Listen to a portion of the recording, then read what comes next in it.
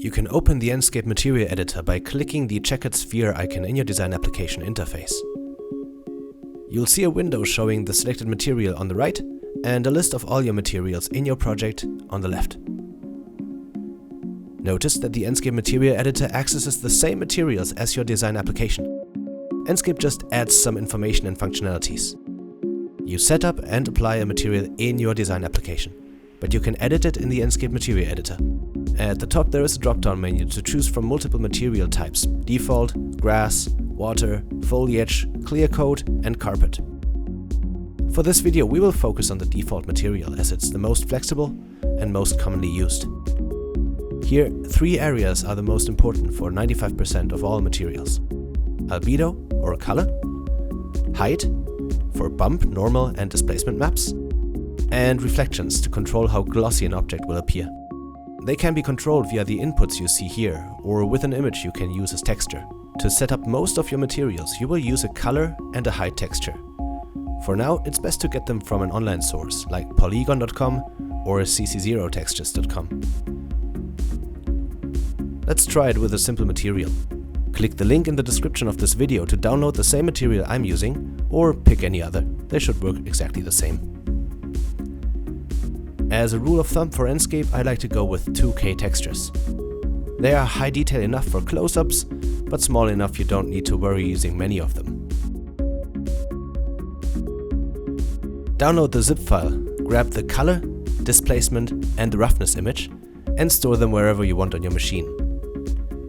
Next, we're going to link them to a material in our scene. Once again, with the Enscape Material Editor, you don't create or assign materials. You do this in your design application. You can then select them in the Enscape Material Editor and add the texture we downloaded. First, we click the plus icon next to albedo texture. This is where we add the color texture. Check the scale. Does it look right to you? Great. If not, let's click this texture icon at the top, enable explicit texture transformation, and enter a value that looks correct. Let's return to the General tab. Click the plus icon in the height area. Here we will connect the displacement texture we downloaded. See the surface 3D relief effect? Let me disable color and reduce the roughness so you see it better. The height map is the secret to convincing visualizations. It allows you to add an enormous amount of realism to every surface with little effort. There is multiple types of height maps. For a subtle detail, we take the bump map setting and adjust the strength.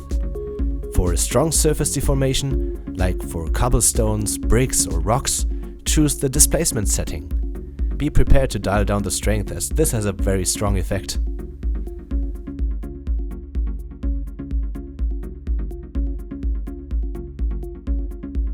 Lastly, another way to add a lot of detail using a texture is the roughness input. Let's connect the roughness texture to have a varying reflectivity on the surface. Great! This is our first material. Let's go over some more functions in this material editor. Instead of using just a color or just a texture, you can combine both of them by dialing down the image fade slider.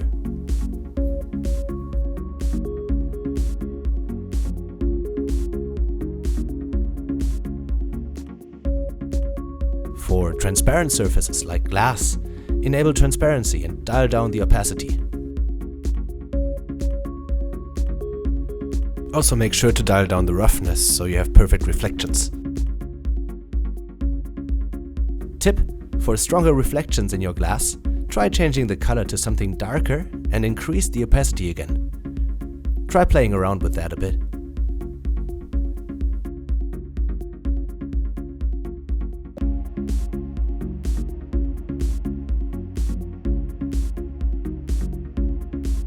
For any metallic objects, make sure to dial up the metallic slider for correct reflections. For an object to emit light, enable self-illumination. However, don't use this alone to illuminate your scene, always use it with artificial lights to ensure a smooth lighting. If you want to display a video on your surface, simply load the video file where you would load an image texture.